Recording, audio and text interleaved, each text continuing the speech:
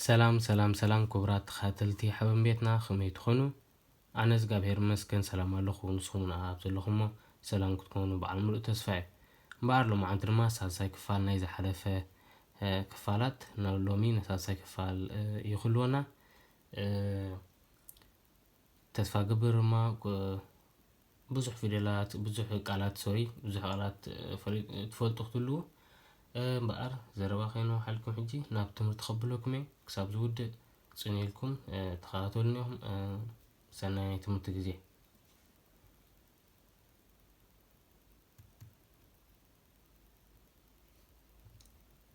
buiten buiten buiten degge binnen binnen binnen ውሽጢ ኣብ ውሽጢ ወይ ውሽጢ boven boven boven ላዕሊ onder onder onder ታሕቲ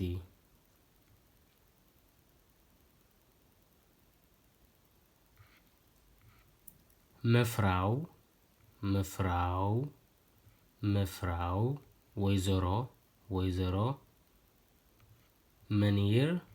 meneer meneer አቶ wie wie wie men docent docent መምህር መምህር welk welk welk አየናይ land land land ሀገር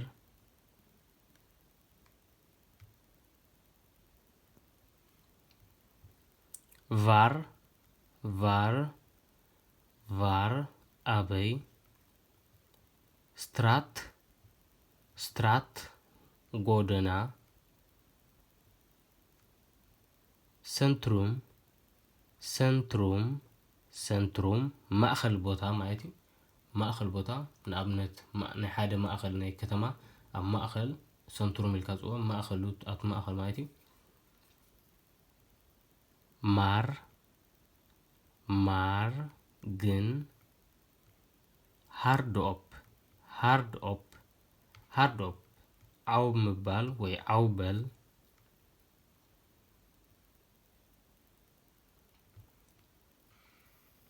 hoofd hoofd hoofd ርእሲ ርእሲ lezen lezen ምንባብ ምንባብ luisteren luisteren luisteren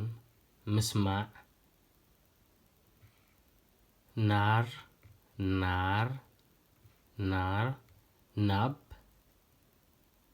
stap for stap stap for stap stap for stap ደረጃ ብደረጃ ማለት እዩ።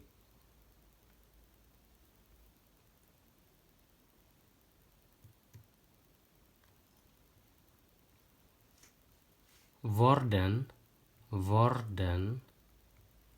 ቃላት ቃላት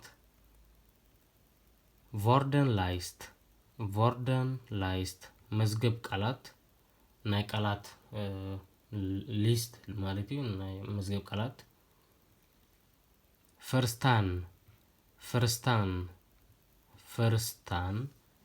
ምርዳእ tut dat tut dat tut dat ክሳብ ሽዑ ክሳብ ሽዑ begrijp begrijp ምርዳእ ምርዳእ gebruik gebruiken ወይ ከዓ gebruik ምጥቃም ማለት እዩ። gebruiken ወይ ከዓ gebruik ምጥቃም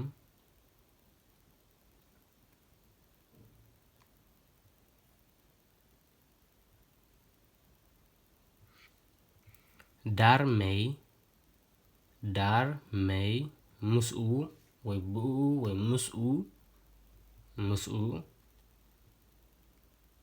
ዝኾነ ነገር እንድሕር ኢልካ ፀኒሕካ ምስኡ ኮይኑ ከምኡ ኢሉ እውን ምስኡ ተወሲኹ ገለ መልእኽቲ ክትብል ከለካ ትጥቀመሉ ዚን ሓሳብ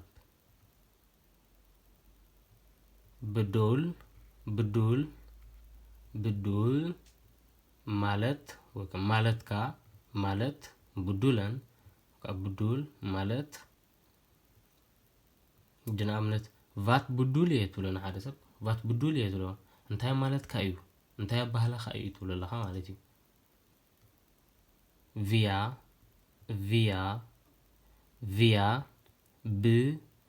ብ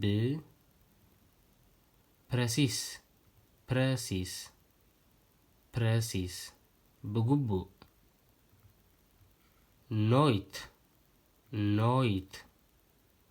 ኖይት ብፍጹም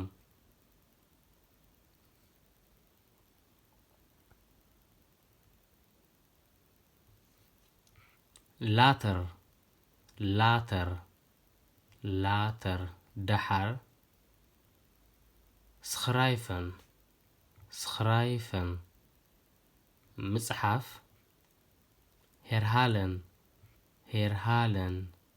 ሄርሃለን ምድጋም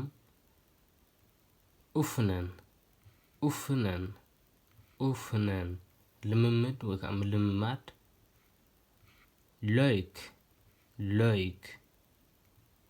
ሎይክ ኣደሳቲ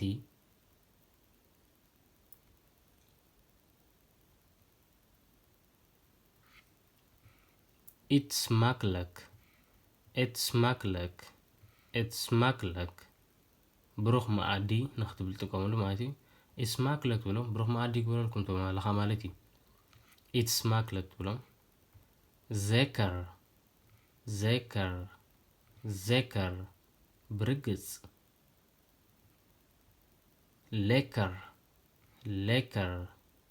ሌከር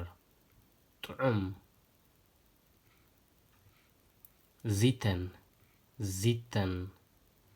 ዚተን ኮፍ ምባል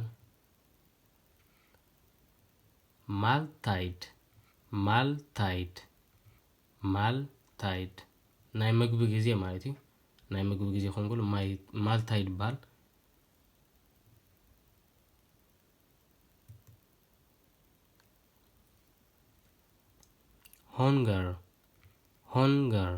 ሆንገር ጥሜት ቬነን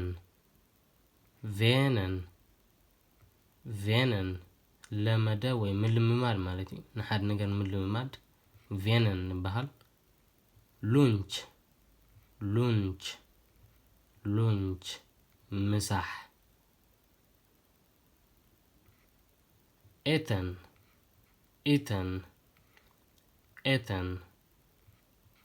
መግቢ ቫርም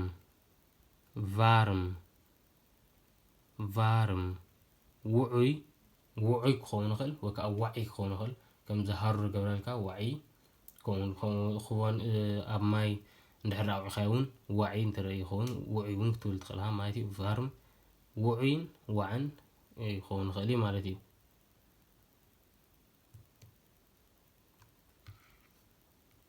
ቫይንኽ ውሑድ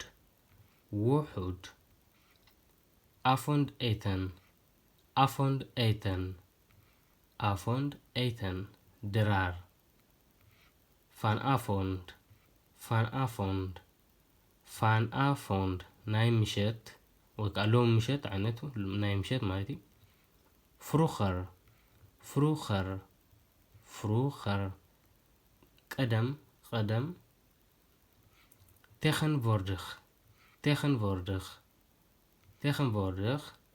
ቴኸንቮርድኽ ኣብዚ ሎሚ እዋን ፍሩኸር ቀደም ክኸውን ከሎ ቴኸንቮርድኽ ከዓኒ እዚ ዘለናዮ እዚ እዋን እዚ ማለት እዩ ኦኬ እምበኣር ክቡራት ተኸታተልቲ نايلوم عن تمرمنا تمرتنا زي نيرا سالساي كفال مالتي أزمت فيديو خلنا راخبينا انت خيلكم محواتنا متان كوصحم شير بلومكم نتوم نجي أسأل ما فلتوم انتان بسترف أكال فيديو هنراخبينا سستناي